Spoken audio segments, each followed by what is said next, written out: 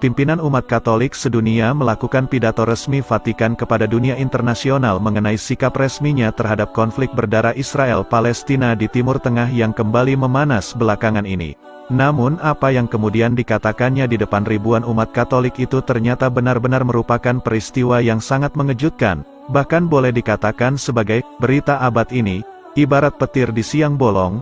Pada pukul 17 waktu setempat, Sri Paus mengumumkan kepada seluruh dunia bahwa mulai saat itu, detik itu, beliau menyatakan dirinya masuk ke dalam agama Islam.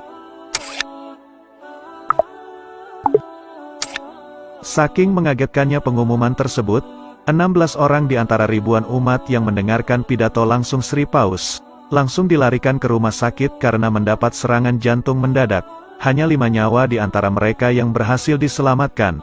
Ketika Sri Paus mengatakan sikapnya dalam pidato tanpa teksnya tersebut, semua umat nampak begitu serius mendengarkan.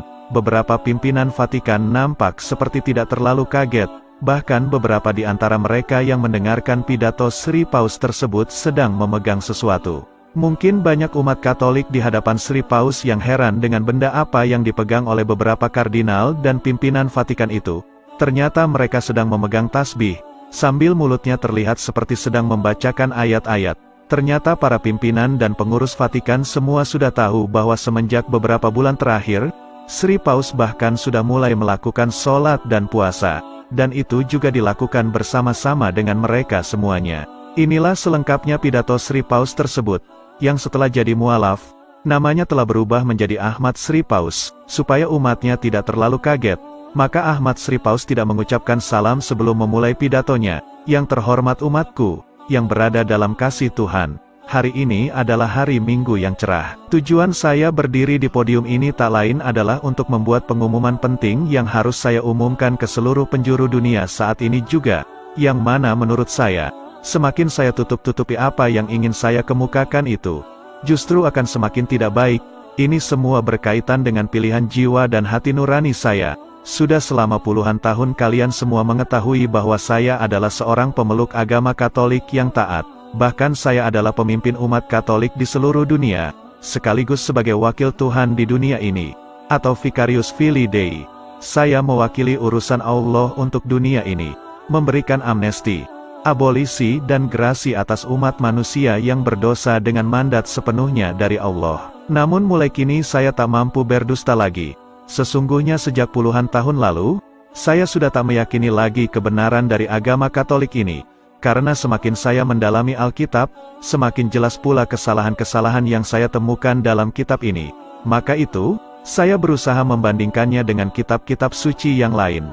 Dengan kitab Injilnya Kristen Protestan, malah semakin rusak. Dengan kitab Wedanya umat Hindu, Tuhannya juga ada 3. Barulah ketika saya mulai membaca Al-Quranul Karim, saya tahu apa yang selama ini sebetulnya saya cari-cari. Ribuan umat yang berada di hadapan Sri Paus nampak bingung dan saling bertanya-tanya. Kemudian Sri Paus melanjutkan ucapannya. Tapi ketika itu saya masih takut dengan ancaman yang mungkin saya terima jika saya nekat keluar dari agama Katolik. Namun kini saya berani mengambil keputusan penting ini. Saya tak akan takut lagi pada ancaman pembunuhan yang mungkin akan segera saya hadapi. Saya hanya ingin hidup tenang, terutama jiwa spiritual saya. Saya sangat berharap agar umat agama Kristen apapun itu, tak akan membunuh saya hanya karena pilihan hidup pribadi saya ini. Saya sudah tua, sudah uzur, bahkan tubuh saya pun sudah bongkok. Sampai di sini, beberapa umat nampak mulai menitikkan air mata karena terharu.